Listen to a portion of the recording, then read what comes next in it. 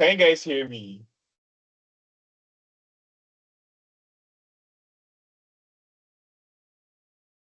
So my name is Abiku Simons, and I will be taking you guys through the Python tutorials for today. Like, if you guys can hear me, like, can you kindly unmute yourself and then like say hello and like just drop something in the chats so that I know you guys can hear me so we can begin.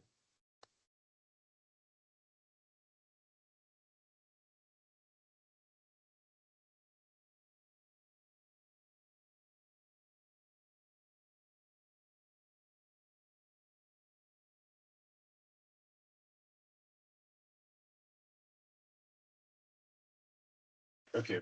Um, so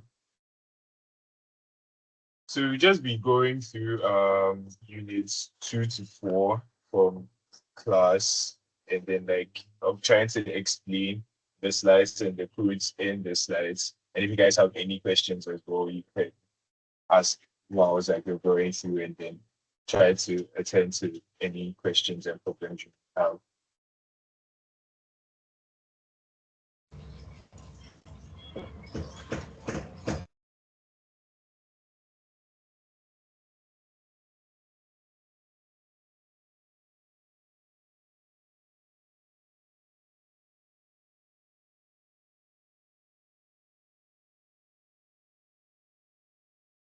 Um, okay. You guys can see my screen, right?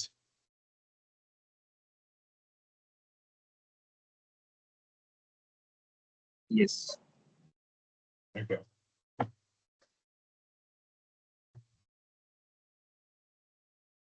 So I'm going to. I don't know if we should do this unit. I think most of what's here should be fine. The SQL.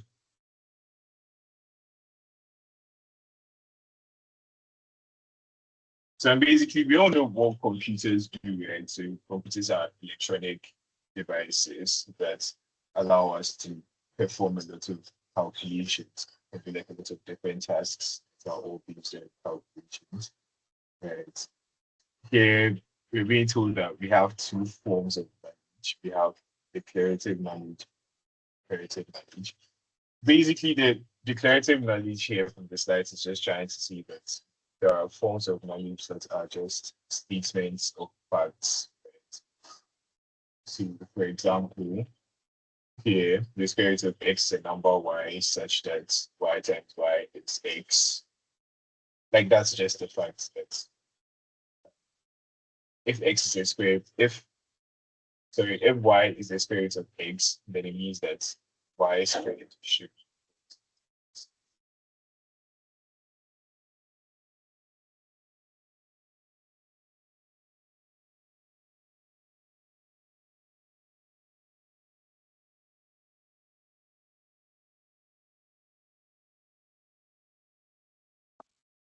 Okay, I think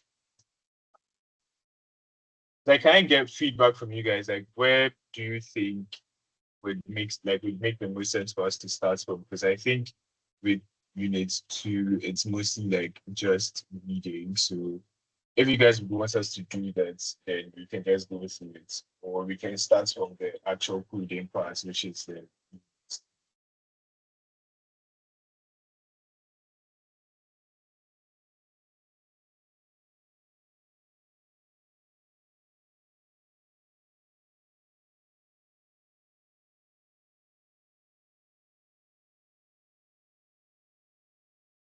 And please, could you ask the question again? Okay. I was saying should we just start from the unit 3 parts, and like that was basically what I was asking. So like we should just start with the unit 3 parts where the actual coding begins.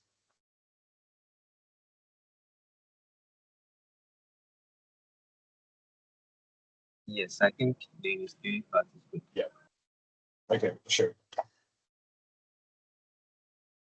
All right. So the first thing I'm going to do, so I'm going to actually try to open VS Code on the side. Then I could be trying a couple of things there.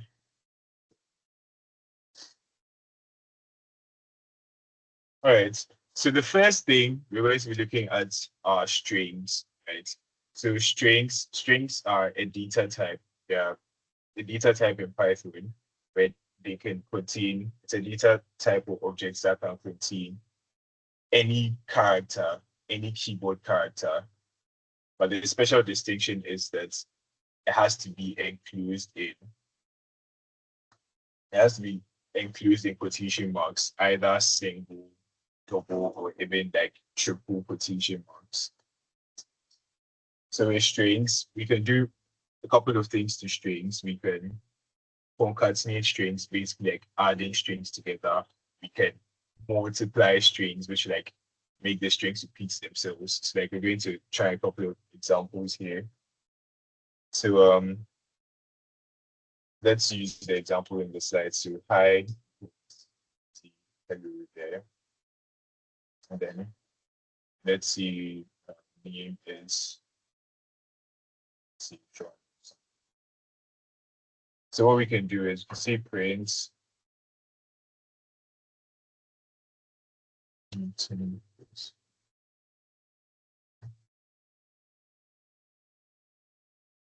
Okay, my apologies, my internet was a, like my internet went out, was great. So,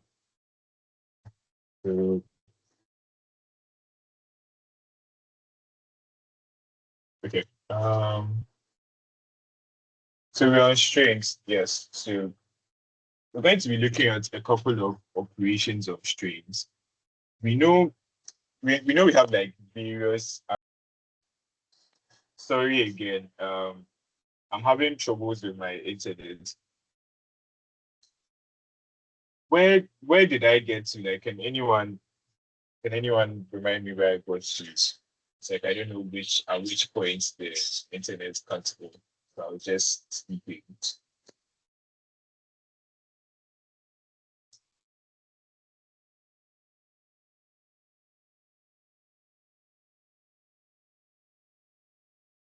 You said you can multiply and concatenate strings. Okay, okay. Um, okay. So I was saying that we can do a couple of things to strings. So I was saying strings are a data type in Python, and that data type can contain any character on your keyboard as long as the character has been enclosed, as long as that group of characters have been enclosed in quotation marks. So I said it can be two single quotation marks, right? With any combination of characters inside. So this is valid. Or it can be double quotes with any characters inside. Or it can even be triple quotes like this with any characters inside. But then these triple quotation marks have specific purpose. They're used for like defining, they're called doc strings. We use them in functions to explain the purpose of the function to anyone who is going to read our code. And then when we get to functions, we talk a bit more about doc strings. So basically, that's what strings are. They are a data type in Python that can contain any character at all as long as they are inclusive quotation marks. And I was saying that like with numbers, right? We know we can add numbers. We know we can divide numbers. We know we can multiply numbers, right? So let me even open the terminal here. So this is our terminal. In Python, Python can add numbers, 3 plus 2 is 5. So multiply numbers, 5 times 23 is 5. It can divide numbers, etc. Which strings do, and numbers, these are integers. Integers are data types, right? So all our data types can have certain operations done on them. So with numbers, it's very intuitive because like in primary school, you know that as we learn how to add numbers, multiply numbers, divide, subtract, all of that. Since strings are also data types, Python would expect that we should be able to carry out some form of operations on them. But we're only going to, but here we're going to learn that you can only perform an addition operation or a multiplication operation with your strings. We're just going to look at how those will look like. So I give an example. So like we're going to use a simple example. Let's say you have hello, and then you have there. Try to add these two together. What would we expect our output to be? So if we do this, what our output would be hello and there added together, no extra space. So whatever is contained within our two strings that we are adding together, they will just be like combined, to be concatenated. So that is what concatenation means, right? But then what makes a valid statement? What makes a valid string addition statement? So for example, let's say we have hello and then three, right? So we have hello, which is a string, and then we have three. But then this three here is not a string because, like we said, strings have to be enclosed in with quotation marks. So this three is just an integer. If we add them, do we think this should make like any form of sense if we add the string hello to the number two? I mean, anyone can chip in.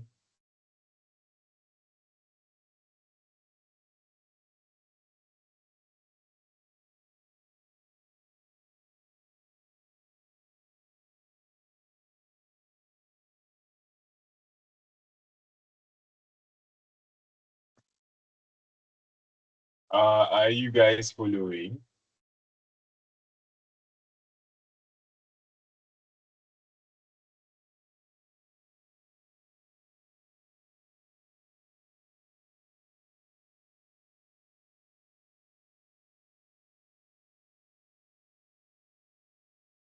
All right. So since nobody answered, I think I'll be answering myself. So I mean, if we have a text, we have text hello, and then the number three. We didn't really know what to do because let's put ourselves in the shoes of the Python interpreter. We've given it a number. It's not a string, just a number. So when it gets an integer, what's this trying to do? Is giving me integer three. So it wants, and you've also added an addition operator, a plus sign here. So what it's trying to do is, oh, maybe it's looking for another number, maybe it's looking for like a two, so that when they add the two to the two, it will get five or something, right? But then in place of that integer, it's not getting an integer, it's rather getting a string. So then it can't really process it, it doesn't know what to do. So here, when we try it, we get a type error because we cannot concatenate a string with an integer, or we cannot add a string to an integer. But if we are to see, um, make it hello plus three, where three is now a string, then you can add them. If you have just three and two, you can add them, right? So that's like concatenation of strings. We're going to look at like multiplying strings or using the asterisk operator. So with that, we need two operands, right? But then our two operands then become a string and an integer. Have like hello, have times maybe five. So basically what this does is that it repeats whatever string you have, right? It repeats it the number of times that you indicate per your integer. So if you have hello times five, it's just going to print hello repeated five times, right? So you get hello, hello, hello five times, right? So that's basically strings and the operations we can do on strings. So given this knowledge, right, you can do a lot of things. You can do something like this, which have high, which will just print hello there, and you concatenate that with an empty space string, which will need a space. And they can concatenate that again, which will also print. I'm going to assume you guys know what variables are and what the rules of naming variables are. So we're not going to look at that. All right, so we have inputs, outputs. So print, if you want to print something to the console from your file, you can use print. So simple example, let's see, name is Maybell. Name, um, and then we do print and name, right?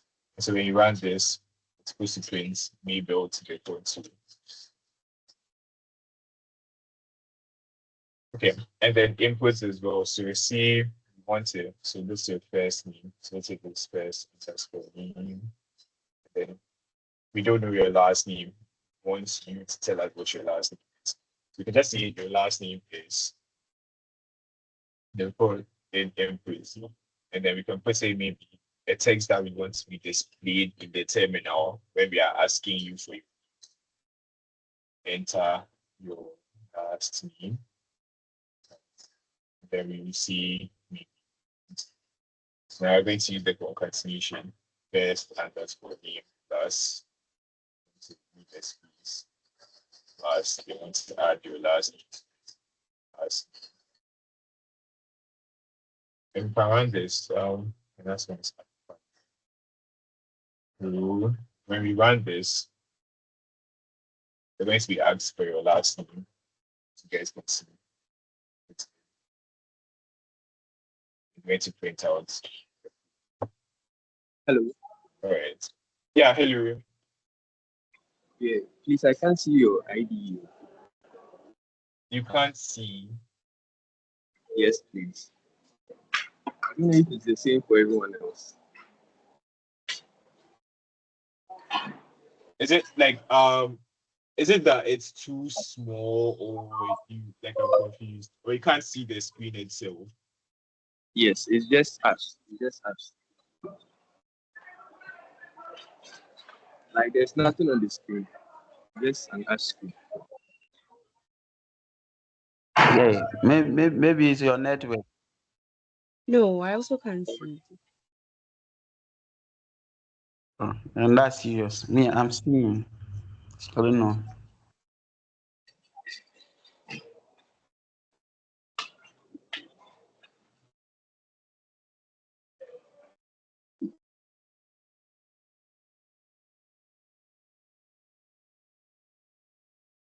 Can you guys see now?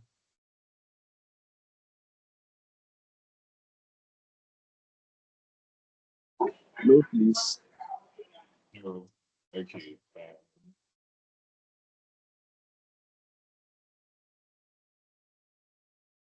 Can you guys see now? Yes, please. Okay. All right, so basically I was just talking about inputs and inputs and I was still on the string thing, so inputs and string operations. So yeah. Um,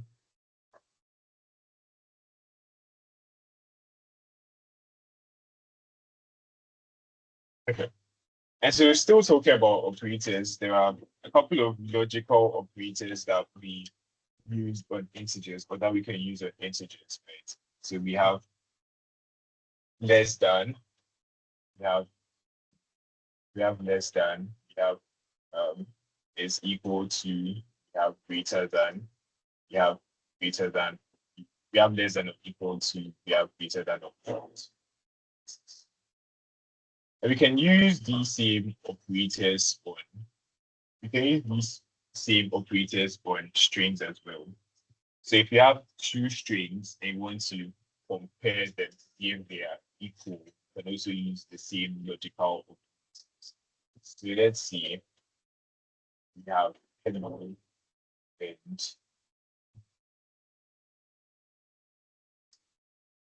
we have hello. Let's see if hello and hello are equal.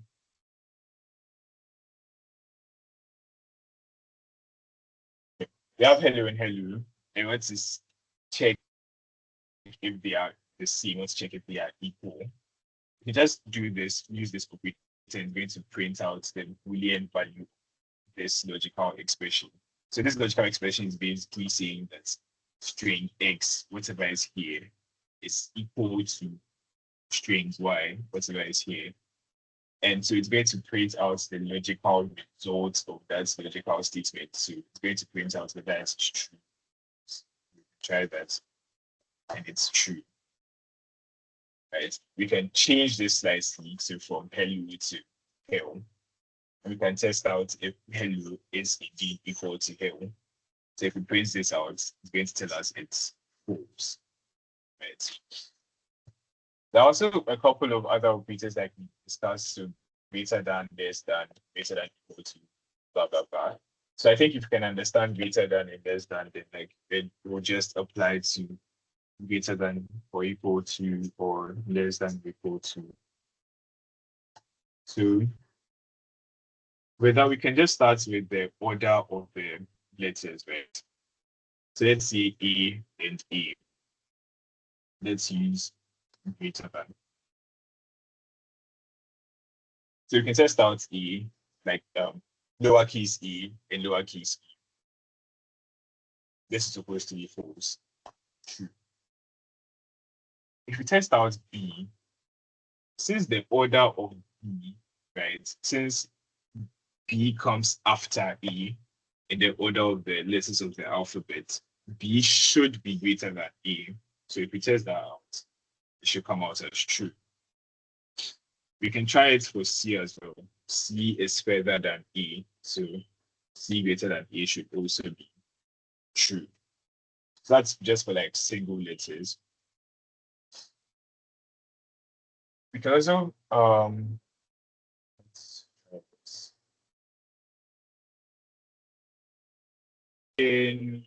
I think a better way for you guys to visualize this would be to get an ASCII conversion table, but maybe that might be a bit beyond the scope of this course. But then if you get that conversion table, you know that there is, like in the computer, each letter, each character has like a unique, is stored with like a unique combination of numbers, right? So you know that in the computer, an uppercase A is like represented by maybe the number 65. So like, and some like it's from like number 65, and then it continues with all the letters up to like uppercase Z, which would be like 65 plus 25. That would be uppercase.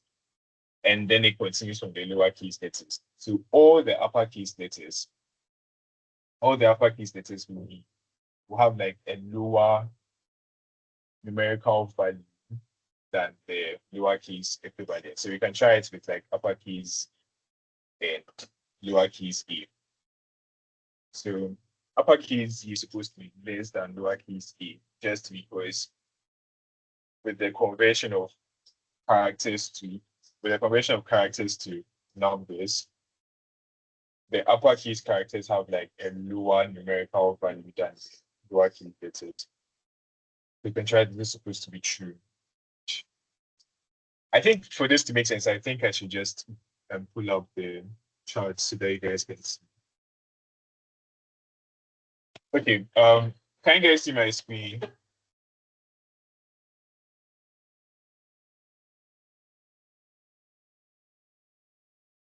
No, please. No, please. Okay.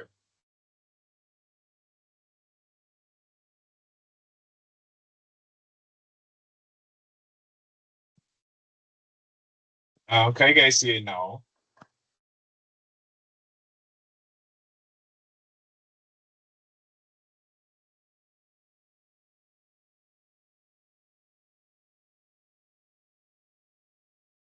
Hello. Yes, Like, please. yeah, okay. Thank you. So, like I was saying, the decimal equivalents to like the actual numeric equivalent of all the characters are here, right? So you can see that uppercase A uppercase A is decimal equivalent, which is like base 10, equivalent to 65. Uppercase B is 66, uppercase C is 67, goes on and on to like uppercase Z, which is like 90. Then, like I said, the lowercase letters are further for the uppercase letters. So the lowercase letters, the lowercase A starts from 97, then goes on and on to lowercase C, which is 122. So when you're doing logical operations, when you're telling Python to say maybe check if this string is less than another string, what it's just doing is it's just converting that whole string to numbers, and it's doing that logical operation on numbers. So with the example I was doing with like an uppercase Z, so an uppercase Z, which is 90, comparing that to a lowercase a, which is 97, obviously 97 is greater than 90. So it might not make sense, like on first glance, why maybe a lowercase a in Python is considered to be greater than an uppercase Z, but then it's just because of how the people that developed this character to storage conversion thing decided to store letters and numbers, right? So they decided to store our characters in this way. So your uppercase Z meaning 90 less than your lowercase a meaning 97.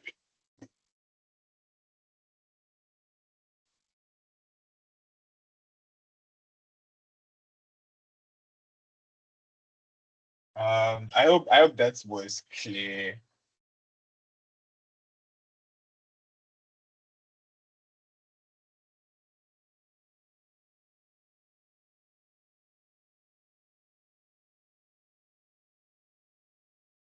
Like guys, I would want you guys to be a bit more interactive, so like I know at least you guys are getting something, so it doesn't seem like I'm just talking to myself.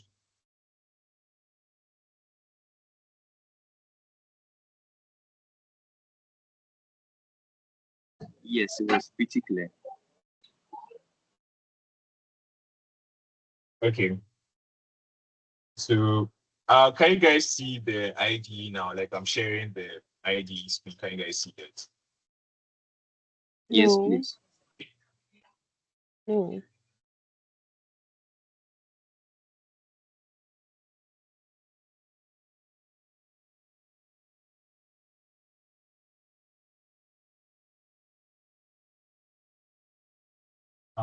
I have shared it again to like the person who said she couldn't see. I hope you can see now.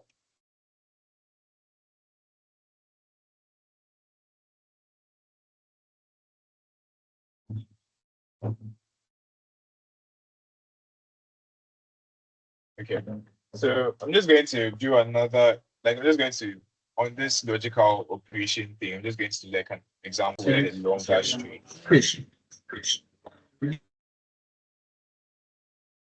I'm just going to do an example on a longer string, and then see how it does the evaluation for longer strings as well. So I'm just going to use a very short, just one word, maybe behind or something. So behind and behind. So if you're comparing these two, since they are all lower keys, obviously we know that it does the evaluation on what to mention. It does the evaluation like a character to character basis. So it first starts with the first character. So it's a lowercase b, a lowercase b and a lowercase b equal, lowercase e, lowercase e equal, lowercase h, and so on. So with this, if we do it, it will obviously be false since they are. But then if I am to change, let's say, this middle part, let's change the h on the left to an uppercase h. We should have it being less than the behind with everything being lowercase, because if you are doing it on a character by character basis, we know that lowercase b are lowercase e and lowercase e are equal. But we know that uppercase h, since it is uppercase, will be less than its lowercase equivalent, because like I had shown you from the chart, our uppercase letter starts from the numeric equivalent of 65 and end at 90, right? Whereas their lowercase variant starts from 97 and go on to like 100 and something. So here, since it's a character by character basis, this uppercase H will be less than this lowercase H. So our results should be true. So like we can see here, true. So basically, if you do see, I know Dr. Adrive is to give you MCQs. You give like very simple looking questions where like you're supposed to evaluate what's the output of the code. I think in our exams you gave something like string logical comparisons. So you can give like a string. And so what you're supposed to do like a character by character comparison. And so here when you get to this H, since it's uppercase, you clearly know that immediately this part will be the lower part and then that. So it doesn't really matter how many characters I add to this one, right? It doesn't really matter. In fact, I can make everything aside the H or uppercase. I can make it I and D. As long as the first one has the first uppercase or has the first character that is lesser than, then the whole thing will become true. So that's it for logic operators strings. So yeah, so logic operators on numbers and integers and that, I think those ones should make sense because like there are things we're used to. When I say 67 is greater than 23, you know that should be true, right? The output of that should be true. If I tell you it is less than, you know the output should be false, right? So I don't think there is much to look at there. All right, so we'll be looking at control flow and specifically branching. Okay. So far, do you guys have any questions, any problems, any feedback, anything? Okay, then since no further additions, I will continue. So yeah, we've been looking at very straightforward or linear programs, right? So let's see. So you want to do like a simple interest calculator, and let's do like print interest. Let's see principal solved principal.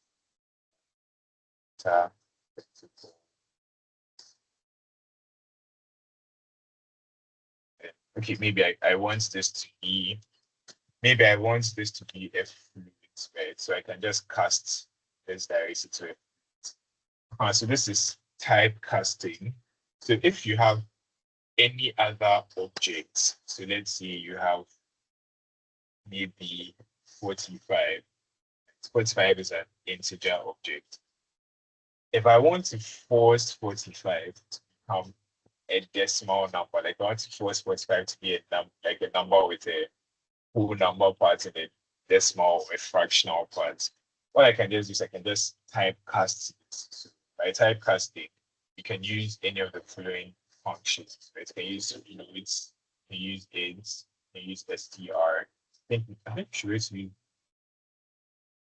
So you can use floats, int, str, right? And then they all have like valid arguments you can use for them. So in the case of our integer type 45, we can turn 45 into into a number with a fractional part. So you can turn 45 into, you can turn this 45 into 45.0, right? So that will be putting the 45 into our floats function, right? Which will typecast our 45 from an integer to a floating point decimal. You can typecast our 45 also into a string. So that's basically converting our 45 to this 45 enclosed in quotation marks. However, if you have maybe a string hello, you cannot typecast this hello into a floating point decimal. you cannot typecast this hello into an integer, right? But then, of course, if you have maybe a 45.7, you can typecast this 45.7 into an integer, but still truncate it to take out the 0.7 and to just leave it with 45. So what we are doing here with this float is that I am forcing whatever inputs you like in and whatever input you have. I forgot to. So let's say if you have a string, 45.6. You can typecast this string 45.6 into a float or into an integer, since when it takes out the quotation marks, it can recognize this as like a number. Python, the interpreter can recognize this as a number, so it can typecast it into a floating point decimal, which will turn this into just 45.6. Or if I typecast it to an integer, to just convert this to just 45, to truncate it to 45. Right. So whenever you use this input function, what it does is that it allows the keystrokes from your keyboard, right? It allows you to. Was someone saying something?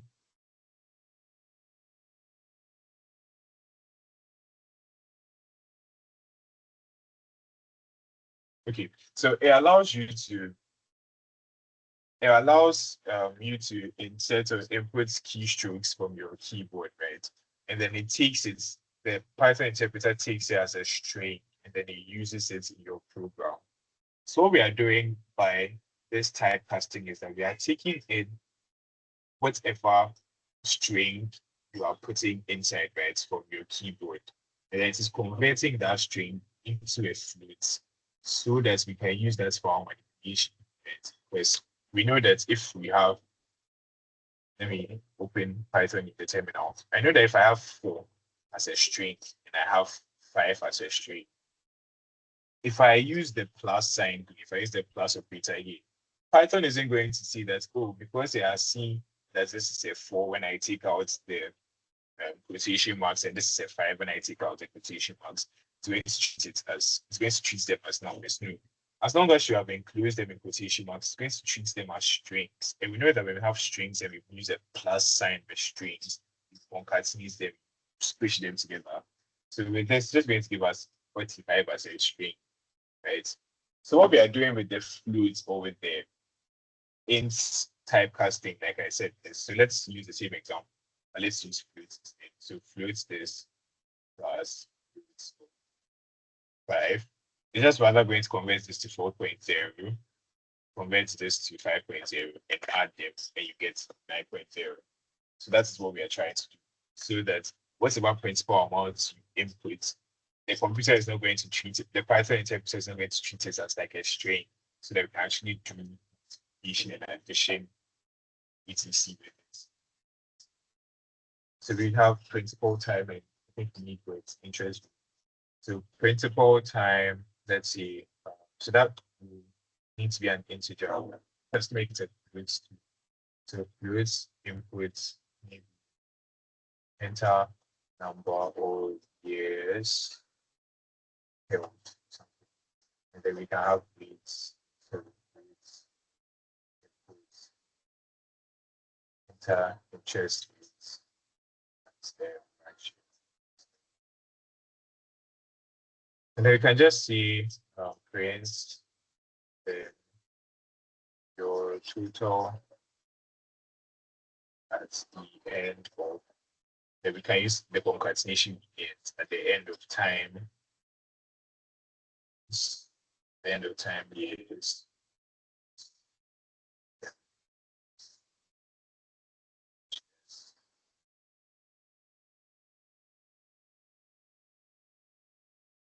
have to do principal times time.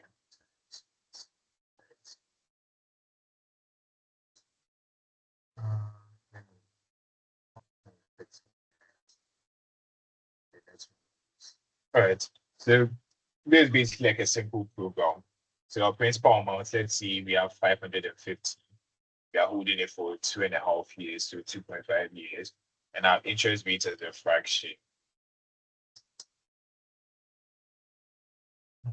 So our interest rate is like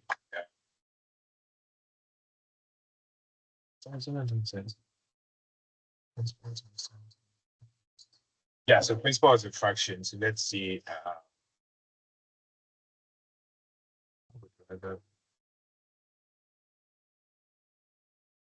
Okay, I mean, see your total interest. So this will give us our interest. Sorry. So let's say if your interest was 15%, you have to enter it at 0.550, 2.5, 0.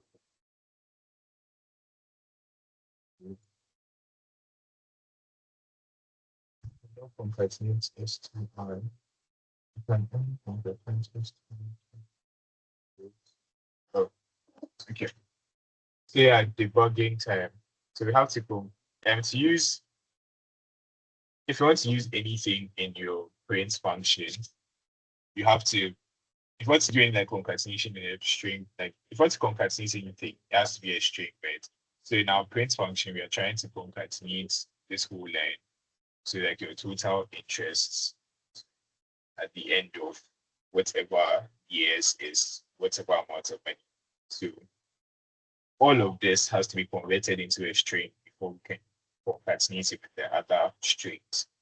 So this has to be a string. This also has to be a string.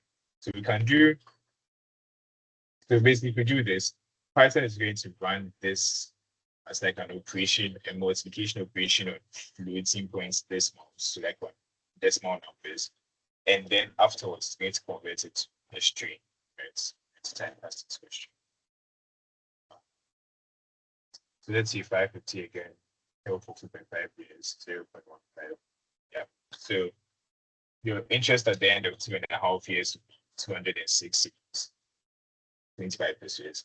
Right. So there's like a very simple 5-line program. So why did I do all of this?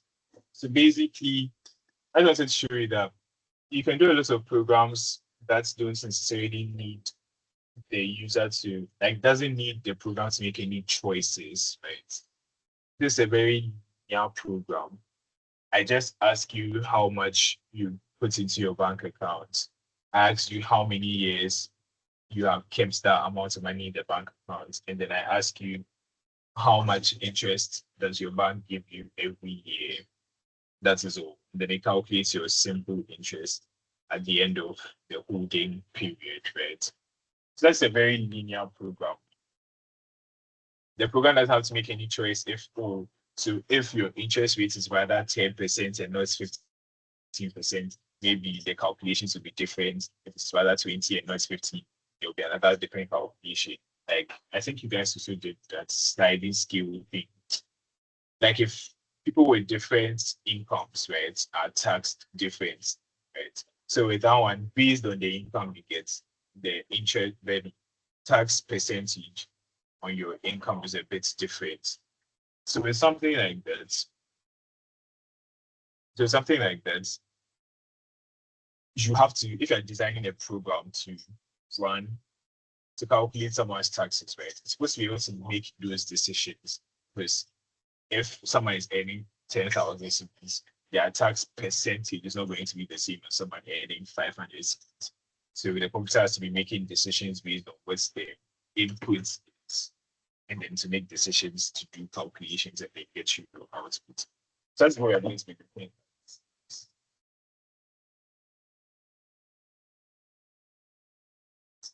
All right, so yeah. So to do that, what have we been going to do? Yeah, so we're just going to take a very simple example, which is also in your slides. So again, before we continue, any questions, any additions, any feedback?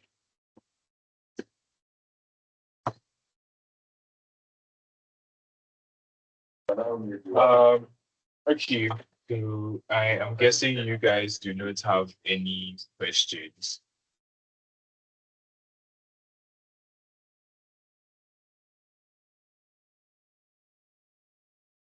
No, please. Okay, sure.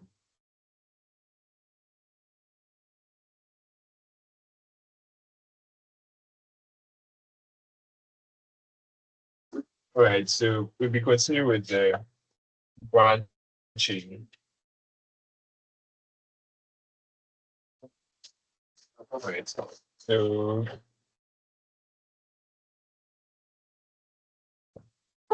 let's use like a very simple example. Let's say we have two people, person one, person two. So we're going to give them ages. So let's see age underscore person one, age underscore person two.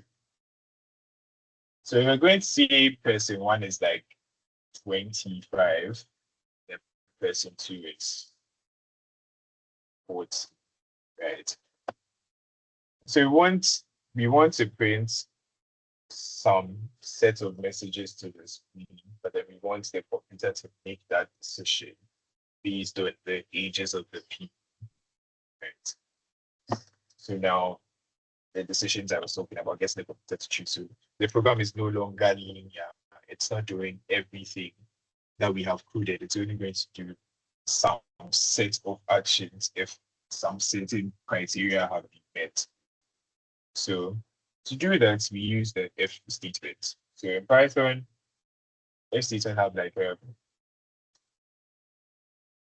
particular style pricing them. So let's say we're going to have so like the so basically have if, they have condition, and then you have a colon, right? And then you go to the next line. You're supposed to indent. So indent, it's like a tab space. So depending on what ID you're using, so in VS Code, it's about 3 spaces, but then it can be 1 space, 2 spaces, 4 spaces, 6 spaces, whatever. But then it's not supposed to be on the same level as the if. It's not supposed to be on the same level as your if keyword, right? So we indent, and then now we can write our statements into one. I also have another block. It's called the else block. So the else block, there is no condition.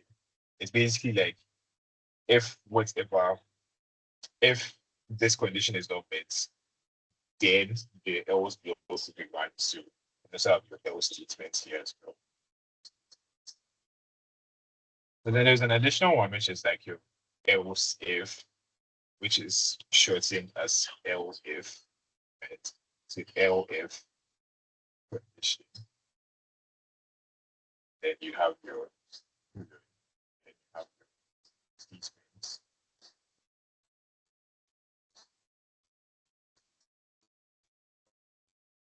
So basically, that is if your first condition doesn't work,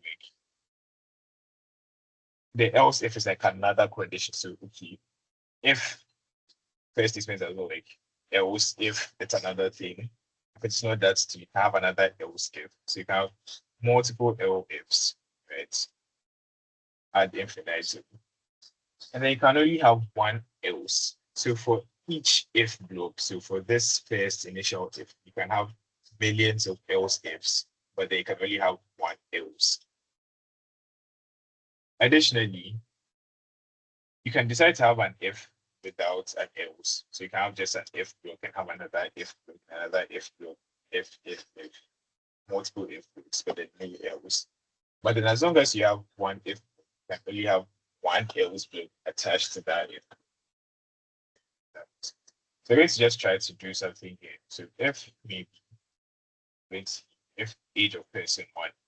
So the condition is supposed to be a logical comparison, a logical condition of sorts, right? So if age of person one is equal to age of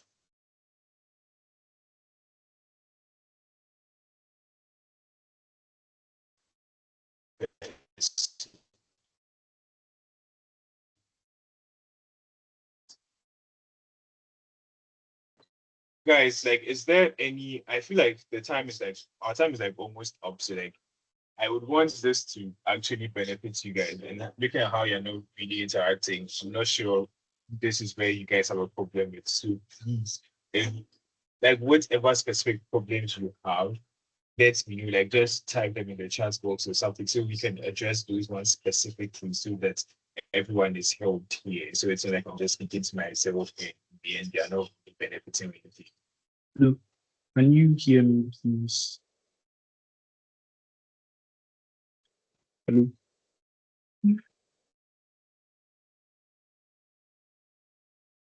Hello. Hello, please. Yeah, Can you, hello, Randy. Inisa, can you hear me?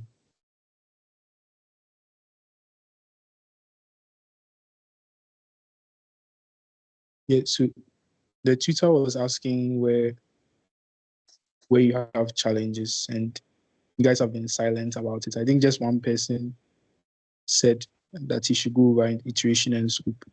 And just wanted you guys to know that we are doing the classes so that to be interactive. All of this stuff is actually on the internet. You don't need to learn Python from here, but it will be easier if it's interactive. If whilst it's being explained, you have someone to be asking the questions whilst they are explaining. That's why we are doing this. So if you don't interact when he asks you questions, it defeats the purpose of it. And mind you, he's also a student. He also has stuff to be doing. We actually have a class. He's in third year. We have a class, another online tutorial. And he's missing it because he's here right now. So if you don't make it worth his time, then we wouldn't be having subsequent classes in the future. If even if you understand everything, like let him know that you understand everything that he has done so far. So at least he has the clarity of like moving forward. Because if you don't give him feedback, he doesn't know what he's doing, if it's worth it or not. I believe you understand me. Hello.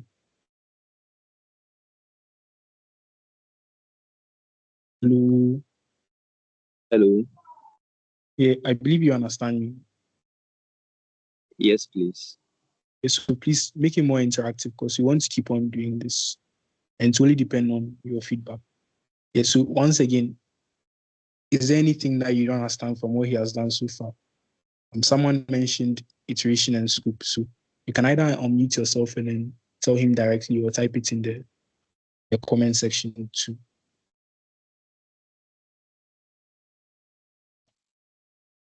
Or if you understand everything so far, I want him to do something else too, you can also do that. Hello? Hello? Hello? All right. And I'll leave you guys to it then. All the best. All right. So I think iteration and scope. Okay. So with the iteration part, can you like be a bit more specific about what you don't understand? Is it like the for loops or the while loops? Like what's exactly about iteration do you not understand, or you would want us to do like all of it? So like, can you let me know so tackle that?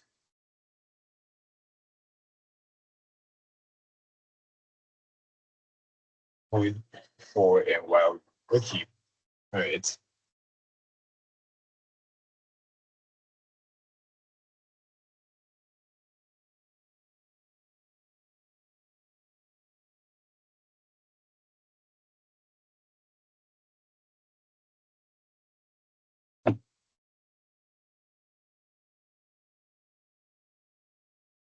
Okay, so we're going to start with the simplest of the two, which is the while loop.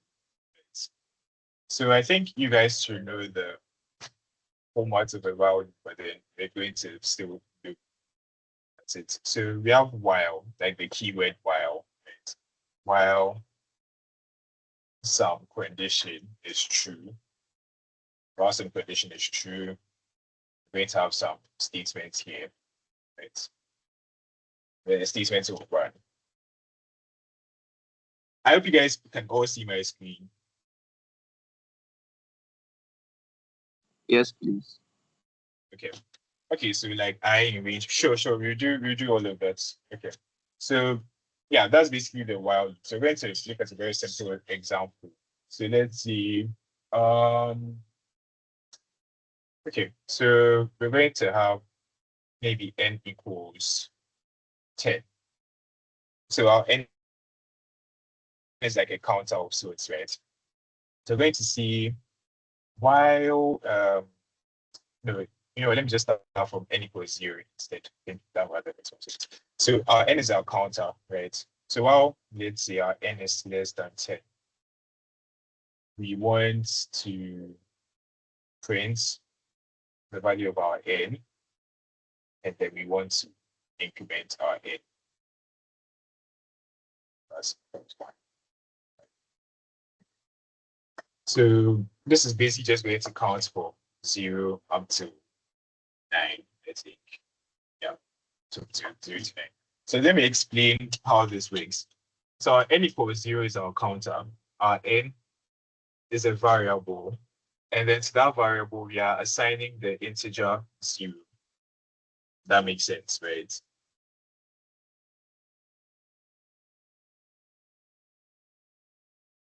Hello. That makes sense, guys, right? Yes, it does. Okay. So then we're going to the while part. So while, this is our keyword while, and this is our condition. So it's a logical condition, n less than 10. So by logic condition, it means that you can get, it can only be one of two things. It can either be true or false. So if it is true, everything else here will run. If it is false, nothing here will run, right? So while n is less than 10. So on the first iteration, our n is 0. So it checks 0 less than 10. The response is what? True, because 0 is less than 10. So what does it do? It will print what is inside our n current, which is 0. So it prints out 0, 0 here. Then it increments 0 by 1. So n plus equals 1 just means n is equal to n plus 1. Right? So what this just means is that what this n after the equals to sign is whatever is currently in your n. I think I should my time to explain this part for the people who may not already understand that. So basically, variables are just like names, right? That are assigned to some portion of your memory, right? That's Python assigns some portion of your memory. So here you have n equals 0. So basically, your computer has a part of its memory that has put 0 inside, and it has called, and you are calling that portion of the memory in. Right? So that portion is already there. And then now you're invoking another variable, you're calling another variable in. But then before we can now have that new variable in, that new variable in is just like a name, right? Anything after the equals to sign is referencing already existing variables, right? Already existing values. So when you say n is equal to n, this n isn't the new n, it's like what was already called in previously. So this locates any part of your storage which has been called in. And then it looks at what is there, the value that's there, and it retrieves it. And then it adds 1 to that value. So then you have another new memory location that is storing whatever was inside n already, which in this case is 0, and has added 1 to it. And then it's now calling that new place in. So now that old place that stored 0 will no longer be called n. It won't be called anything. It's just like another part of your memory that's like big, right? But then a new part of your memory will now be called n, which will have what's the value of your old n plus 1. So that is just n equals 1. And we can just condense all of this to just n plus equals 1. Makes sense? Yes, it does. Okay. So what does that say? It just increments your n. So now your n, so when we come back to, so as done once, right? So print out 0. Then to do n will be equal to n plus 1. So when we go back to our while, it will try again, n less than 10. So n, it will go back to the CPU, check if in your memory there is any memory called n in the first place. So check, and yes, there is a part of our memory we've called n. This part of our memory that we've called n stores what value? It stores 1. So it brings it out. So then it checks, is 1 less than 10? True, it is. Then it prints that 1. So it prints 1 here. Then it increments it to 2. It goes again, checks, is 2 less than 10?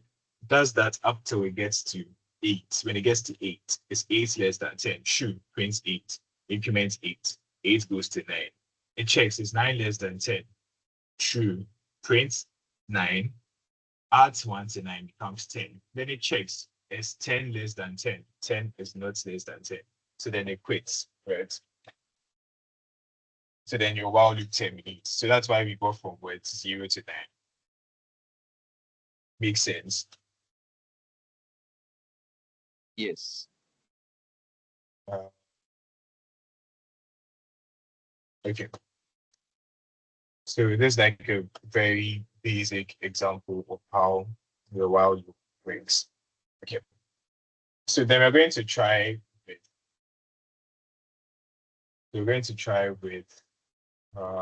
okay, think let me rather. Okay. There is another example in your slides. I think I'm going to wait.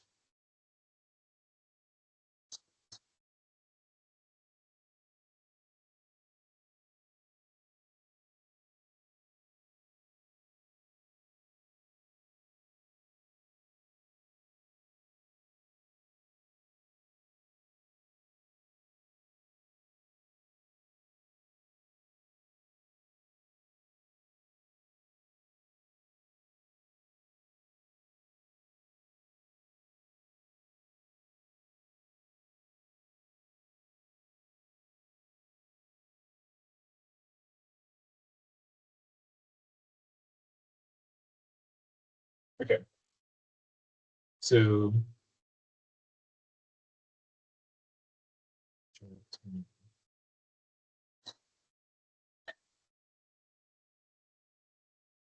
right. So I'm going to try this. So this is like our counter or initializer, right? It's a variable n. Input you are in the lost forest, go left or right. So it's taking a string input. It wants to check you are lost. You want to go either left or right. So if I enter right, think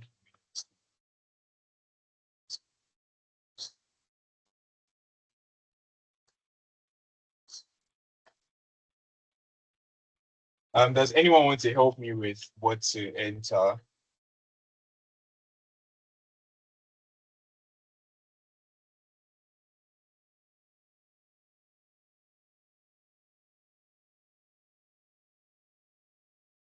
Right. Right, okay. We are still in the lost forest, go left or right.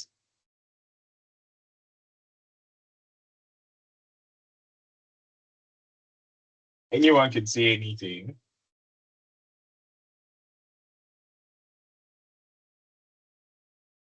Left. So we got out of the lost forest. So let me explain how, like, whatever we're doing with working. So we have our initializer, it's asking left to right.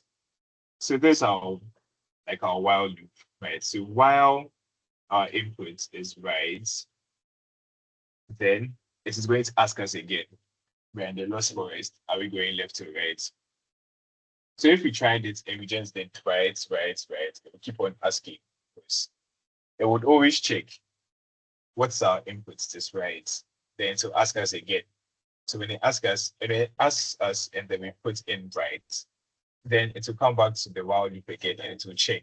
So with this original in, that's what we had here, right? So when the lost forest go left to right, when we put in the inputs right, then it came to the while loop and it's evaluated. Is whatever was in our in equal to right? Yes, it was. So then it asks us again, where do we want to go, left or right? If it is right, to check. If it is right again, to continue asking you until you change to left. So when you go to left, it terminates. When it terminates, it means you leave this entire world, you go outside it. When you go outside there is just one thing, which is where it brings you goes out to the lost forest. That's it. Right. So this can be anything, it can be gray, something. Yeah, so you can just do right, right, right, right, and then left and gray. All right. So I think where lots of you might be having problems, or the person who wants us to do iterations might be having problems with for loops. So we're going to be looking at that. Okay. So with for loops, so for loops are actually quite fun in my opinion. So for loops, you can have for a variable in. I'm not actually going to use range for a variable in something. Let me say something. For a variable in something, then you can have statements. So you also need to indent, but I think you guys already know that. Whenever you're going to have any block of sorts, whether it's an if block, else block, while block, for block, etc., you need to indent. So for a variable in something, then have with our statements. What do I mean by this, and why would I say it can be fun? So I think what you guys have learned is like to look through. Okay, I think at this point you guys have also learned with strings and others, but yeah, you guys have learned to iterate over a range of numbers, etc. But then your for loop can range to basically almost every other like indexed object. By that I mean you can have a variable, let's say, let me use one of names.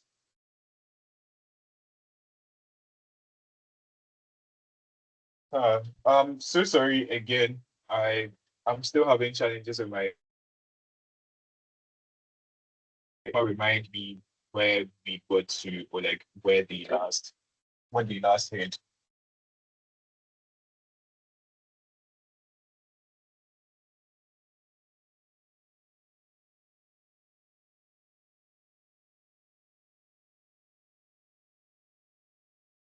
Hello.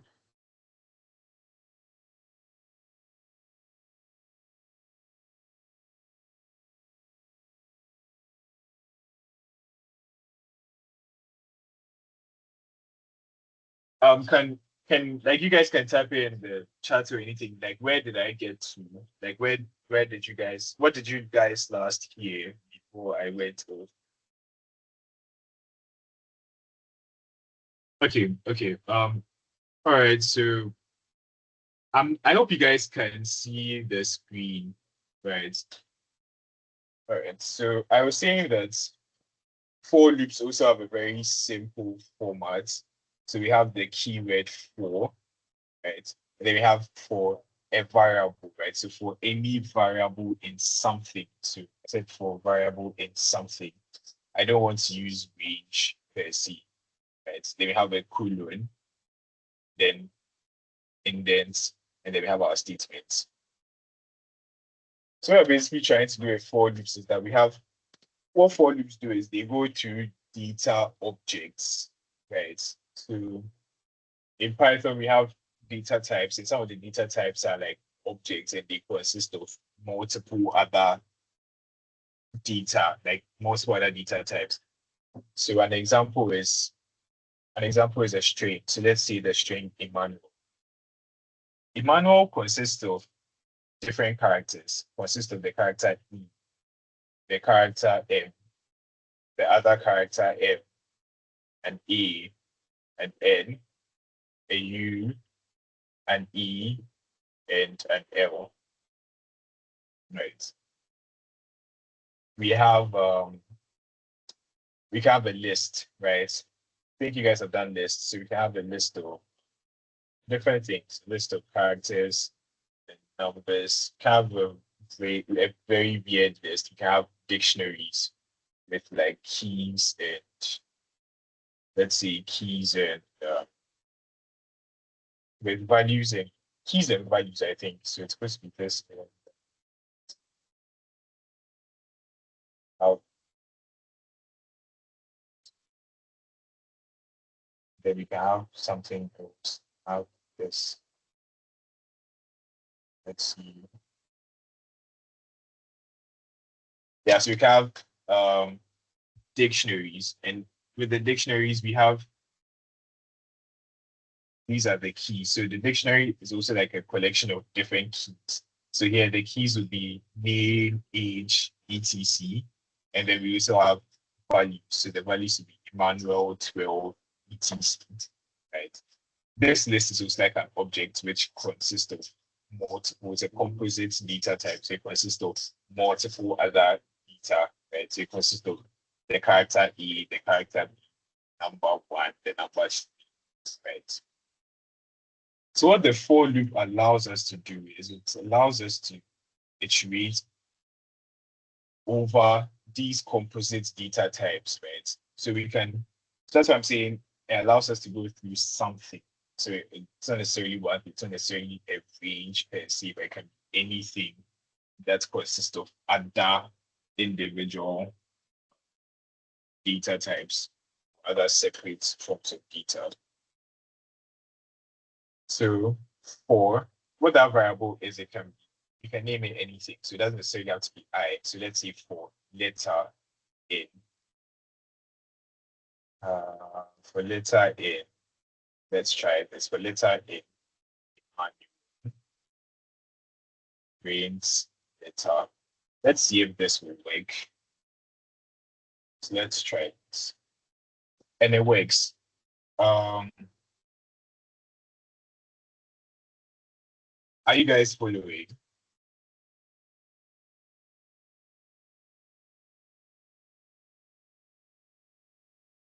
Okay. So yeah, this is what I was trying to like teach you guys. It's not just ranges, it's not just for I in range, blah blah blah blah blah.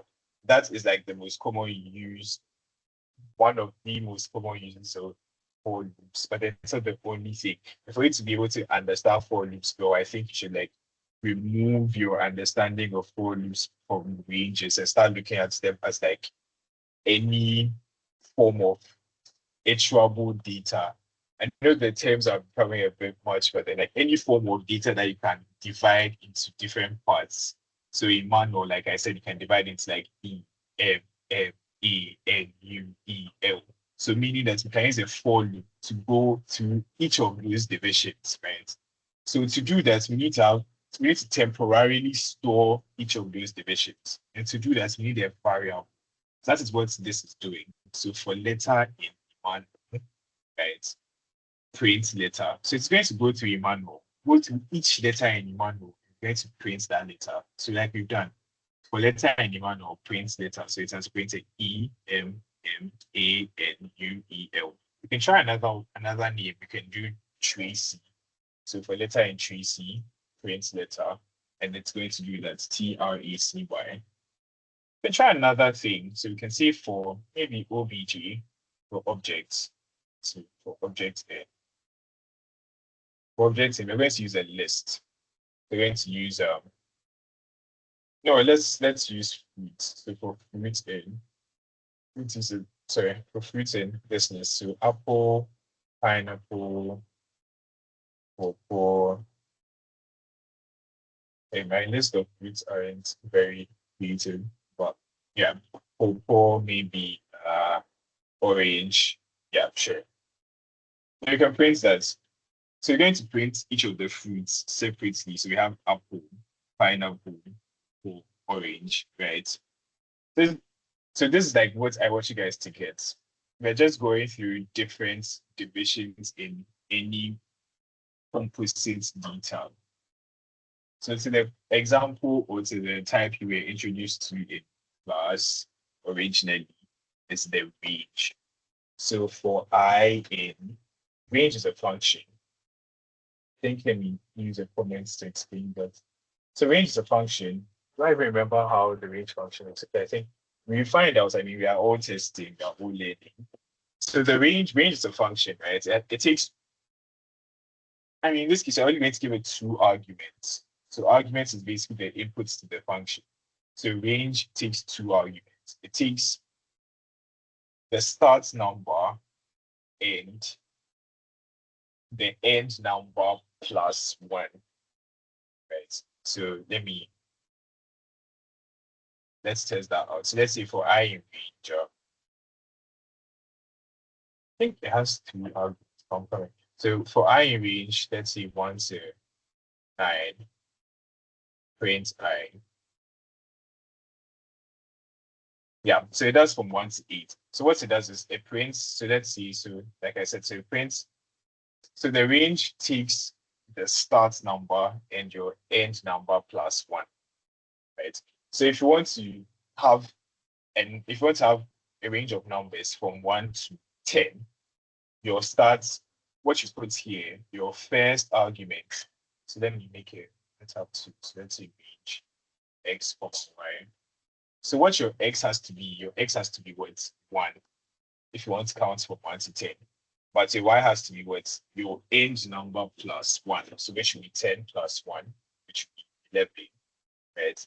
So range, for I in range 1 to 11, we're going to print that. So we're going to have from 1 to 10.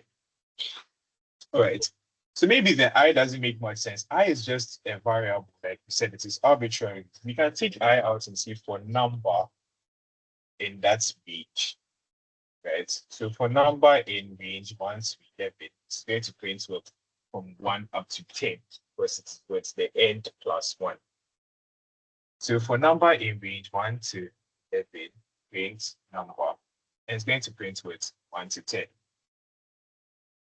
Am I making sense so far?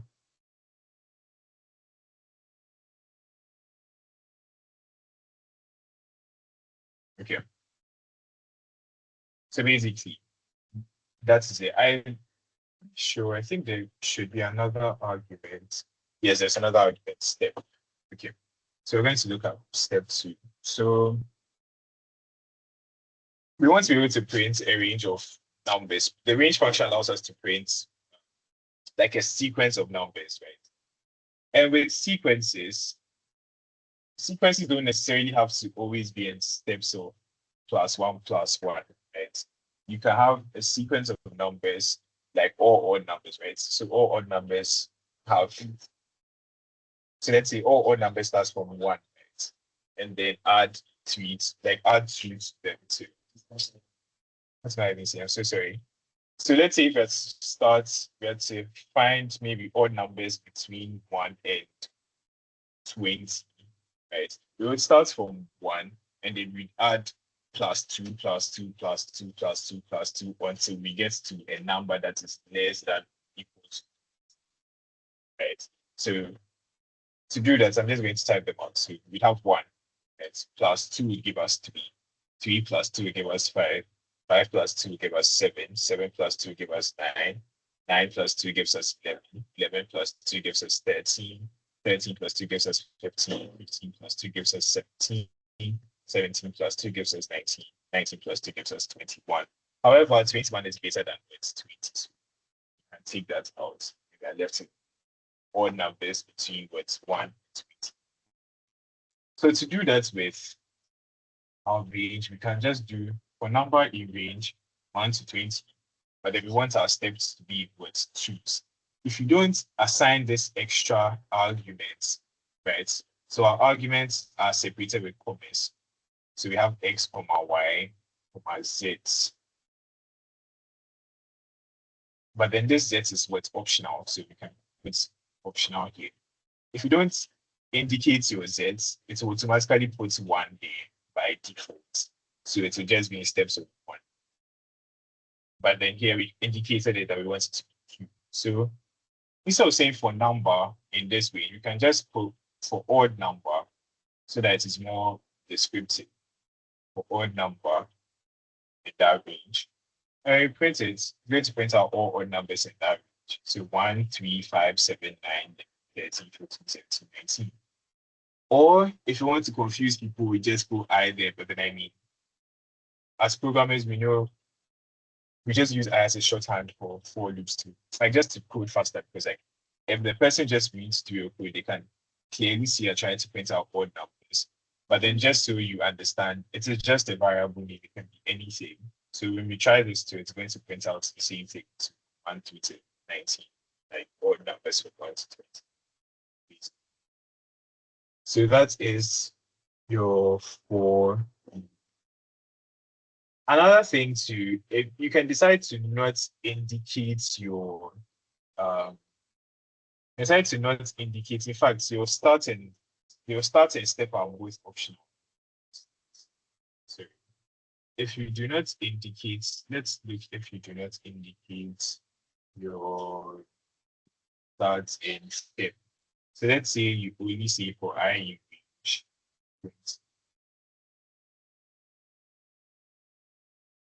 I in range 20, you're going to get from 0 to 19. So it means that by default, so let me get a picture. So by default, you have your x being equal to 0. Then you have what's your end plus 1. Then you have your step by default being equal to 1. Right? So in this case, for I in range 20, it means that it started from what 0. And since it's 20, it means our end is what 19, since it's end plus 1. So if you're giving something like this, if you're giving your y, you can just find your end as end equals maybe y minus 1. So your end is 19. And then the step is 1. So it just starts from 0, then it counts up to 19. But then again, you can indicate your start, you can indicate your end plus 1, and you can indicate your step. Have something. All right.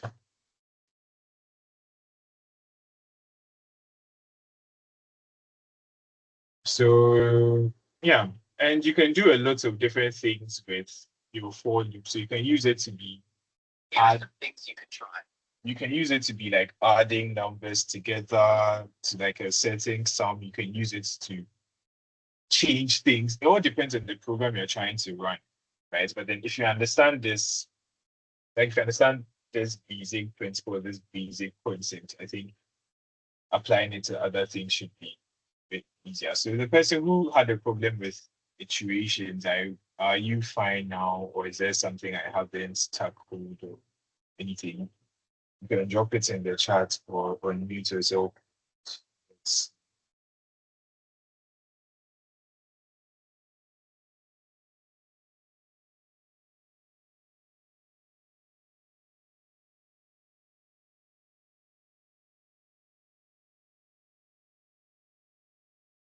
yes, please. I don't get the yes, please. Like,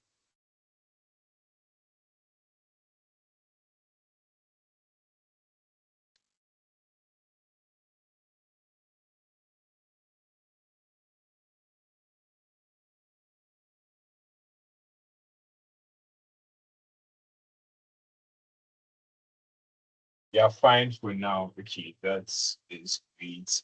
So we're going to look at scoop. Your other problem was scoop. So we're also going to try to like look at the basic concept of it.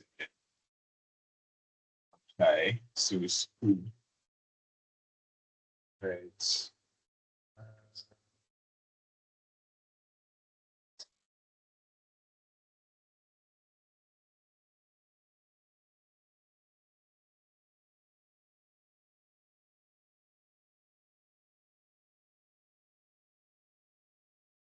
Okay.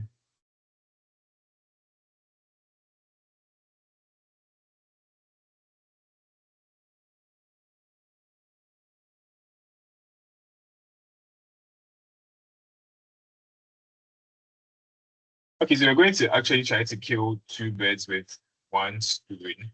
There was a person who had a problem with function definitions, and then there's another person with a problem with scoops. So we're going to try to do both. So do function definitions and scoop, and then from there, I think we can call it a day unless anyone else has any other problems or challenges that out. So I can add exit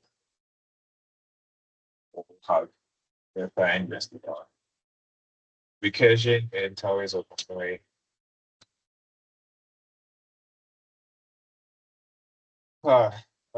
Sorry again, guys. Internet problems. So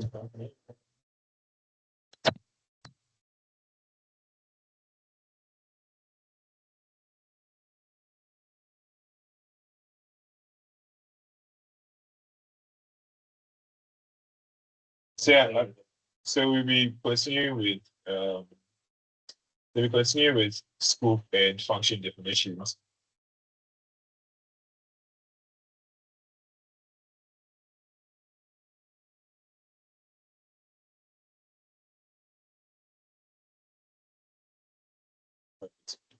So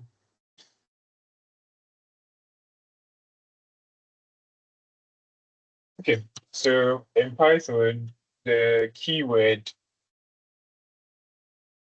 we use to start our function definitions is def, def, followed by our function name, right? Our function name, then we have open and closed brackets. Then we have our arguments. We have arguments one, arguments two, arguments three, dots, dots, dots. And then we have our colon. Then we have a couple of statements which are indented because we have a colon. So we have statements, sorry. Have statements. And then we have return. So we can have return and that can be, and then that is it. Now, what does that look like? So we can have, okay, so there's a simple example in the slides to define this event. So this event is our function. Then we can have arguments. So arguments are inputs to the, are going to be inputs to the function. You can actually define optional arguments, but I think it's even in the slides, and I don't think it came in our exams. You guys can look that up. If I remember it as we're doing this, I will teach you guys how to add optional arguments. I think you just have to do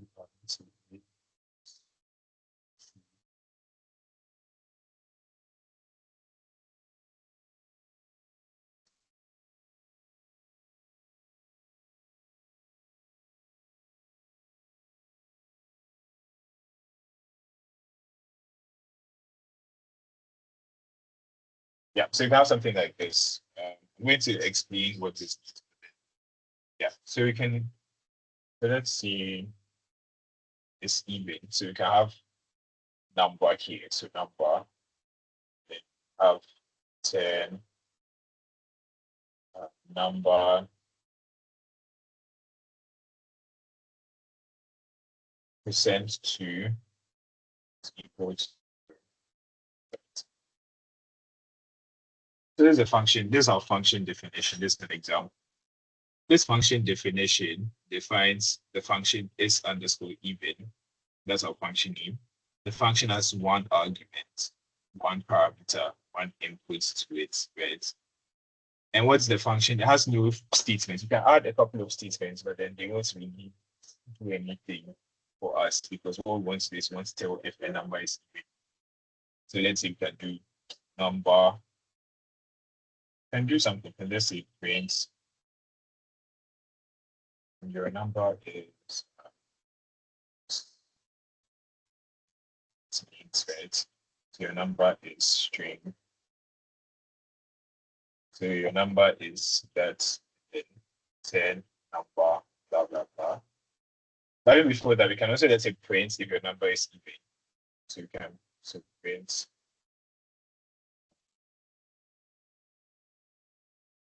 Even use some if statements. So if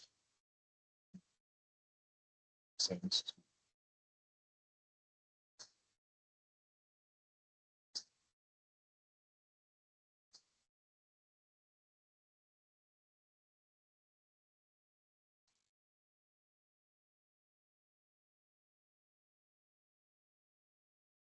so this is our function definition. So def, our keyword, is even is the name of our function. Number is our parameter, what we want to put into our function, the inputs to our function. So these are our function statements. So print your number is so to print out your number is whatever. Then it's going to do some branching. It's going to check, okay, if number percent 2 equals 0. So this is a logical issue. So number percent 2, this basically divides our number by 2, right? And it returns the remainder. So if you have, so we're going to, let's try something in our 10. So let's say we have 55. So 55% 2. So we're going to divide 55 by 2. And then whatever the remainder is to like will be returned, right? So 55 divided by 2 leaves a remainder of 1 because 2 can divide 54, right? But I can't divide 55, can only do 54. So 55% solution. However, if you do 55% 11, since 11 can perfectly divide 55 and need no remainder, it should be 0. And so we can also have 55. See, if you have any even number, basically, any even number divided by 2 should leave a remainder of what's 0, right? So here, it means that if our number divided by 2 leaves a remainder of 0, then we can conclude that what our number is even. So what Python is going to do is it's going to test this condition. So if it is true, to run this. If it is not true and it is false, then to run our else statement. So the statement now else is the number is good. So whenever you call your function, all of these will run. And then we have another important thing, which is the return statement. So the return statement is the value of your function. So your function itself, aside, so I think people have learned that it's like abstraction and division, like dividing your project or your application into like separate components. So that's modularization, I think that's what it's called. It's like being able to break your project up into multiple separate individual parts that can all work together and work separately at the same time. So the thing is, even though your S-even function, when you call it, you run all of these codes, it can also, in addition, be a value in of itself. Like we have 65% value, right? When you have the string, literal, manual. Emmanuel is a what? Its value is the string Emmanuel. Right? Your function, aside doing some specific, like aside carrying out some specific statements, like performing some computation or doing something. So in this case, aside it's printing these things to this, it can also contain a value. And so that value is specified by what you put in as your return. So your return, you can put in any random thing.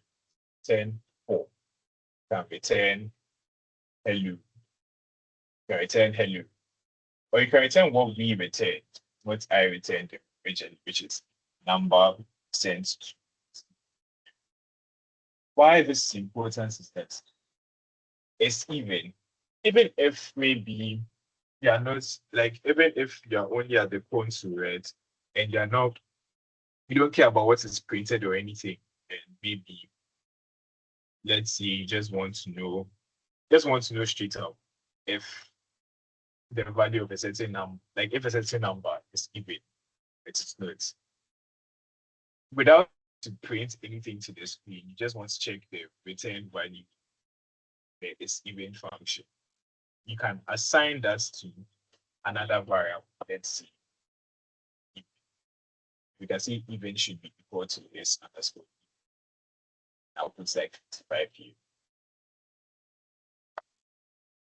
Meaning that if I just print out whatever the value of even is, I should immediately know if it's even, if 55 is even or not. It's like this should give us a true or false statement. I think I've seen a lot of things, but then basically what I'm just saying is that this return, but it's like the actual value of our function is even. So if I assign it to a variable, that variable will not necessarily contain all of this, but that variable will contain that value placed here. Right.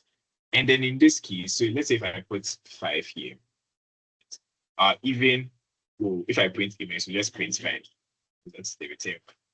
But in this case, I put a logical statement here. So because you have the is equal to its logic. If I add greater than, less than, etc., it's also a logic statement. So here, number, the remainder of number divided by 2 is equal to 0. It's a logical statement. It can either be true or false. So if that is true, then even will be true. So if I print even, it's true. It's not true, it's false. If I print even, it's false. So you can put that in action. So here I have, so here, this, yeah, like I said, this is a parameter argument. So now I'm testing, and just let me call it 2 times. So let's see, it's even. Can run this. So here, all it just did is your number is 55, number is 40. That is all. So it just printed out the things inside the function definition. So when we defined our function, we said immediately the function is called. So when you call your function, it's supposed to carry out all the statements here. So whenever you call your function, it just carries out statements inside the function definition. So these statements. So first they printed your number is, and they printed the number. So your number is 55. Then it went to the if statement. If number divided by 2 leaves a remainder of 0, print your number is even. So it checked 55 divided by 2 is the remainder 0. No, the remainder is 1. So it didn't print this. So it went to the else statement. So else, and it printed your number is good. So that's it. Our return value is not 2. Because we're not printing the return, but we're just calling the function. So whenever you call a function, this thing, if you're doing MCQs, it will probably pop. If you call a function like this, so this is a function call. So if you just enter the function's name, so function name, and then you put in the parameters, whether, another thing, functions do not compulsorily need to have parameters. So you can define a function that doesn't have a parameter. So you can just define function name. Then you just let it do a bunch of random print. My name is then let it do some calculations, whatever. I can let it do a bunch of random things without having any parameter or anything. So you can do that as well. And you can even define it without having a return. So you can just call this, and just call this one function. When you run it, it's also run. My name is run. Right. Okay. So when you just call a function, all it just does is it just runs all the function statements, but then the return value is not used to it. However, when you assign a function to variable is when the return value is important. So let's call even. It's even. When you do that, yes, the function is called. So whenever type the function with its parameter, it's a function call, even if you are just assigned. So fine, we have even equals this even. Now let's print out what's even itself. Let's print out what's even. So this is even function call printed out these two statements. When we printed out even itself, it printed out with our return value, which is what false. Like I said, it's a logical statement. So you can return true. So it printed out false. Okay. You can also print the function call itself. So let's print out the function call.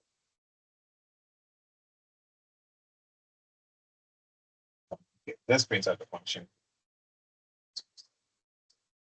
let's print out the function call.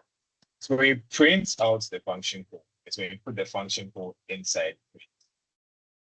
Because it's a function call, it does all the statements inside the function, even though you've put it inside print. So you still do all the statements like a regular function call. Like if I just did this event, right?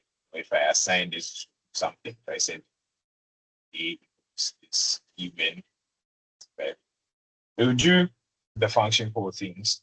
But then since I've additionally said it should print, now what it's going to is also going to additionally print the return value. So it's going to print the value of the function itself, which is number present to it. So I can change this to, and I can just make it, like I said, I can just make it anything. Yeah. First we'll do is just print all my normal function statements, and then addition to come and print the return value. You can try that, have that. You can take this out so and just do this. And there'll be no heading.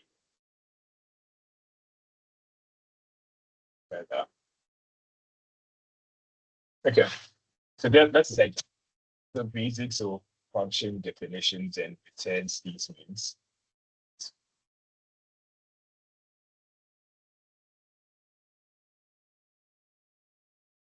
Okay, if there was a question, if we write with parameters, can we decide call without parameters? No, not necessarily. So I think I was trying to explain that. So we can define another function. Let's say define add. Let's see. We have x, y, and z equals 0. Then we can see return x plus y plus x. Okay. So here we have 3 parameters, right? These 3 parameters are x, y, and z. But we can see that I have added an equal sign to the z, so equals 0 here. What this means is that our z is now an optional parameter. So I can call, and even if I call the function, I actually not to do anything because I don't have any statements. There are no statements here. We only have the return. So it has a value, but it has no function statement. So if I call the function, it won't do it. But then if I call it, I need to have my x and my y at least. But I don't necessarily need to have my z since it is optional. So this function is supposed to add 3 numbers together, right? But it can also add just 2 numbers together. In fact, say we make x and then make y and z optional, both optional. So here, you can add 3 numbers, but if you have just 1 number, it means that 1 number. If you have 2 numbers, yes, you can add 2 numbers. If you have 3 numbers, you can add all 3 numbers. So here, let's say add,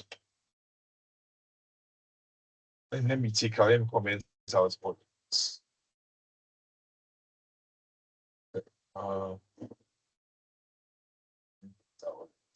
So you can have this, right? If I run it, nothing happens because it's just return. Like I have another function called, I have 1 and 2, which is supposed to have the values. But then since it's just a function call and there are no statements, the function call does with nothing.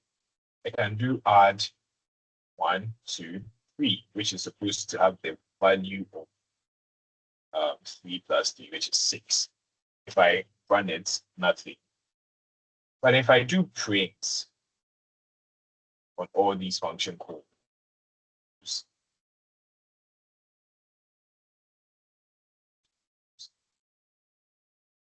we're going to have 3 different values printed since it's going to like print the actual values of the functions themselves.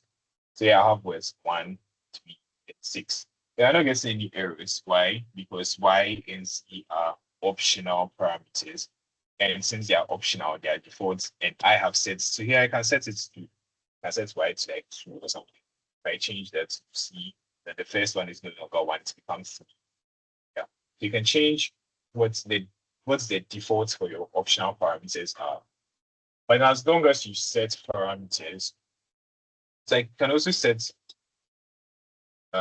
set two parameters, and all those parameters be optional. So that one, you can just call the function without any parameters. So like this, call it and nothing will happen. So that's 0. Right. Yeah. So if you add parameters and you want to be able to call the function without parameters, then you have to set a default value for the parameters like so, right? And then you can put in your statements if you want to have statements, and then you can put in a return value to have a return value. Really good. She come again with what's I'm coming. Sabina, did you get the whole like if you write with parameters, can you decide to call without parameters thing? So what the return does. So I think it was better explained with this one. So I think I'm going to do this one. So I said this is a function definition. So we've defined our function is even. Our function is even has one parameter. That parameter is not optional, it's compulsory. So whenever you are calling the function, you need to add that parameter. So the function definition, we define the function to have function statements. So these are the function statements. What the function statements are, they are such that whenever you call the function, so in any context at all, if I come and write is underscore even, open brackets, something, I put anything there.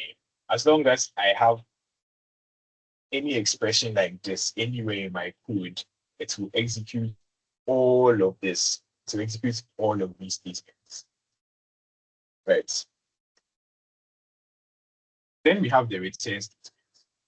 So these are the function statements. The return statement is the value of the function itself. So here, this is a function call. If I call the function to just do these things, and I haven't done anything to the value itself, it's like if I just have 5, let me comment out everything. If I just have 5 is a valid Python expression. If I just call 5, the code does nothing because it's just the value 5 there. Right? It's the same way. It's the same way we have this function. It's even is underscore even 55 itself as a value. That value is represented by the return. So it has the value here, right? We will change this, but then let's just use hello so that like it's more general. It has the value hello. So it's the same as just me typing hello in my ID like this. I run it. Nothing will happen to the hello. It's just that it's valid, but it's not doing anything. Right? So you won't see it in console. Right. But with the function call, as long as you have function statements, whenever you call it, even though the value hello isn't doing it, so you won't see it, but then it will always run all the function statements. So you see all the print things, right? But then you see anything with the return, right? So let me go back to the 5 and the string thing. So like I said, if you have your 5 here like this and you run, nothing happens. But then if I do something, if I see print 5, let's look at the console. It prints 5, right? If I assign, let's say A equals 5, let me take out the print 5. If I say A equals 5 and I say print E, what does it do? It prints 5. Let's use another example. Let's use hello. Hello. So if I run that, just the string hello doesn't do it, just the value that's there.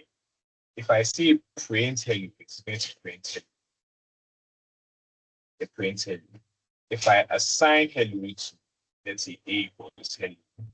If I say A equals hello and I say print E, it's what prints hello. Right. So back to the function. That's my function call. This is my function call. When I call it, it will run everything in the function. But then just has the value hello. So it's just the same as it's an equivalence of me just typing hello inside of it. So I won't see that hello when I run. However, if I see print is underscore even 55, let me check this out. What to do is that as long as I've just typed this underscore even 55 anywhere in my code, it's a function call. So it will call or it will do all the function statements. So all of these things will run. But since my function itself, my function is underscore even 55 has a unique value in of itself, separate from the function statement, which is represented by the return statement here. So return hello, this statement here. It's a let me make a statement a value. Sorry. This value here. This value here is the value of the function itself. So since it's a unique value like my hello here, when I say print it, it will do the function for, and in addition, it will print that value to this. Similarly, I rather say A print A. This A is no longer the function for, this A is only the return value. But then when I do the assignment, A equals is underscore even 55. As long as I have typed out the is underscore even 55 anywhere in my code, it's a function call. So that function call just call also. But then this is just with assigning the value of hello to my A. And I print A to print hello. So you can try the two.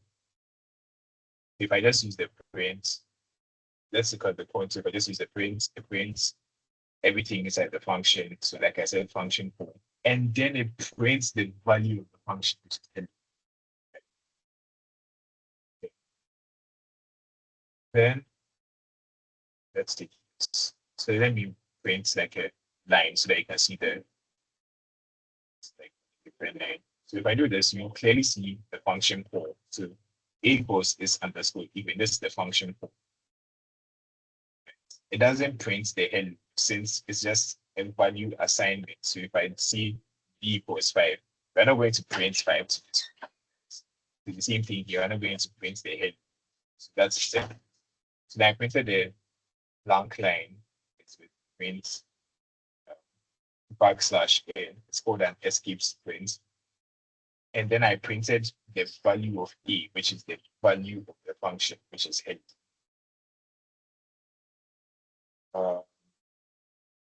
I'm like, did I make any sense? Did you guys understand what I was trying to see?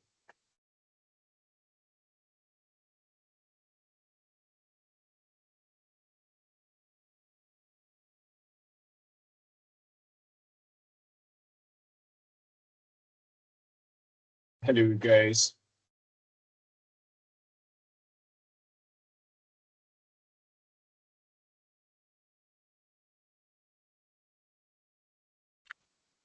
Hello. Yeah, hello. Please, can you go over the def function again? I'm sorry. I still don't get it.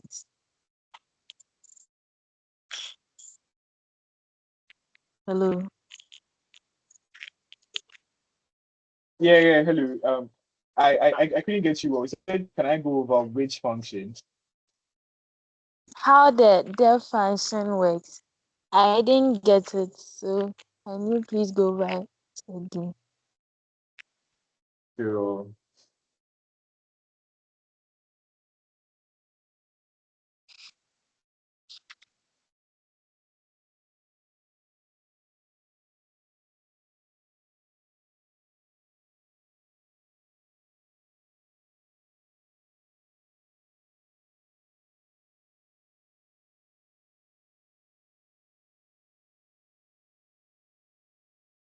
okay. Mm,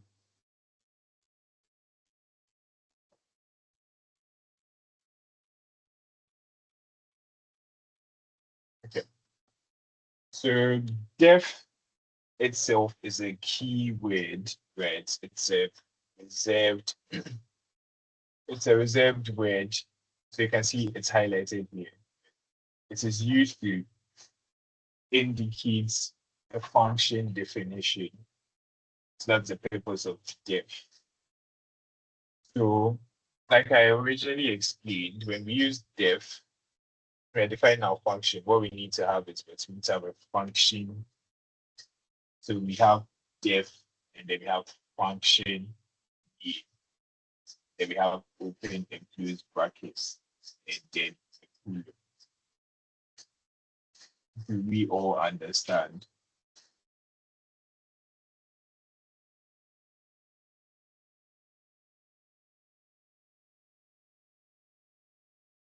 Okay. Then from there, we leave an indent, like we leave a tab or a space because of the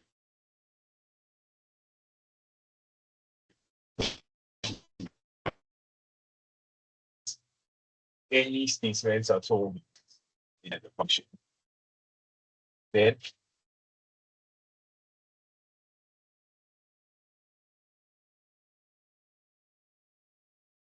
okay, so then we have statements, and then we can have return, and then we have a value here. So like I was saying, our function can have parameters, can have inputs. Right? So like how we have math functions, where you can have a function like 2x plus 5, have a function f of x, a function f of x equals 2x plus 5, where our input is x. Can also have a function being just 5. It's a constant function, which doesn't necessarily have an input, regardless of the input. But yeah, that's besides the point. So we can have parameters to our functions. So the parameters can be any. So you can just put anything A, B, C, D, whatever. And I was also saying that you can have optional parameters. So the optional parameters, what you need to do is you need to have a default value for those optional parameters. So you have X, Y, Z. If you're going to have optional parameters, your optional parameters should be the last parameters in your definition. So if you want only Z or Z to be your optional parameter in this function definition, then with your Z, just add an equal to sign, then followed by the default value for that parameter. So let's see 0. So the example I used is you want a function that adds 3 numbers. So you can have def add. Add is the name of our function here. And then we have 3 parameters. So let me just call them num1. So num1, num2, num_3. You have our colon, you can have statements. So what do I want instead? I just want to I want to print out what the numbers are. And then I want to return. So I want the actual value. So I've explained the return multiple times. I hope you guys understand it. I want the actual value of the functions, the addition of all numbers.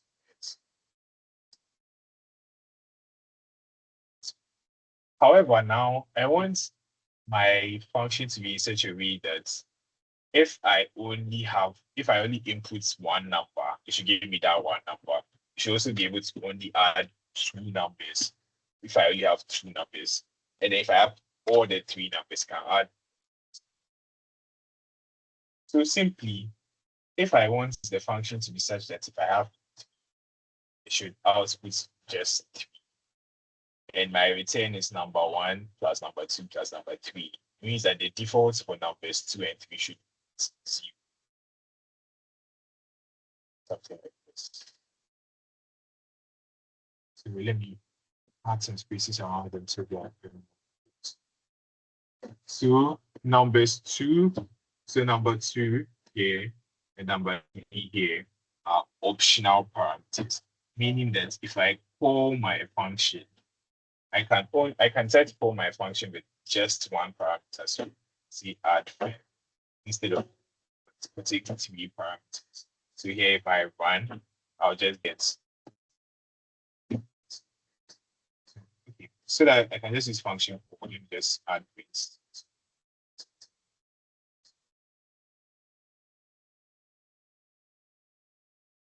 To add five, my numbers are 500, and the result is just five. If I have just two numbers, I should be able to add only the two numbers. So my numbers are 5, 2, and 0. It's a 7. If I add another number, if I add 3, my numbers are 5, 2, 3. So that should be 10. My numbers are 5, 2, 3, 10. So we have number 2 and number 3 being with optional parameters, and number 1 is with my compulsory parameters. So even if I don't add any parameter, I should add at least one parameter, because if I don't, I'll get an error. Alternatively, in fact, you can make all three parameters optional. I can also say this is 0. So that if I just call my function with nothing, to just return with 0. Do we all understand?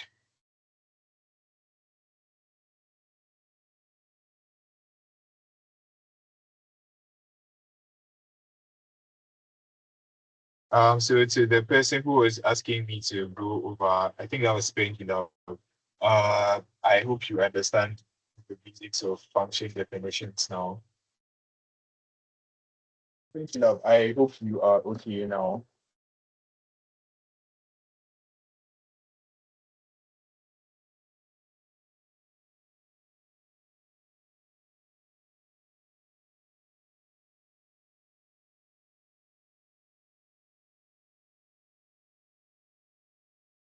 Okay. Since it's almost 8, honestly, I think time has been fast spent. So like I think I'll just be taking one last thing. I think you guys have already mentioned a couple of things that we haven't yet gotten to, but I think time will be on our side. So I think I'll just be taking one last thing. So if anyone can drop anything, then I think that'll be the last thing we'll be looking at, and then afterwards we can all return to like whatever we have for the rest of our evening. Just in case you guys didn't understand me, I meant like since it's almost 8, like I just want you guys to tell me one last thing you want me to teach you. It's I don't know if it's the school, whatever. Like someone should just like type it again in the chat. So it's like the first thing I see is what I'll just like, type over, and then we can all and return back to whatever we're doing.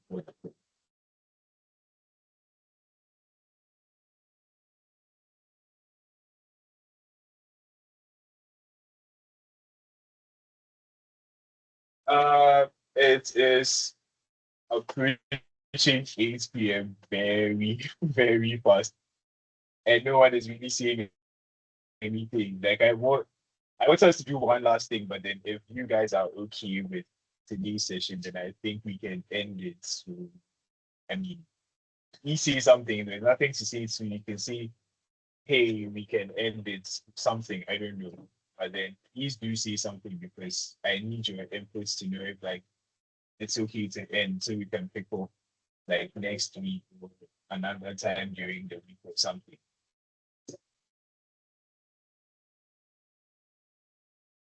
Or if you guys would and okay, that's cool. So additionally, if you guys would need like any I don't know personal help or anything, you can reach out to Randy, and Randy give you my contact if that is what you would want.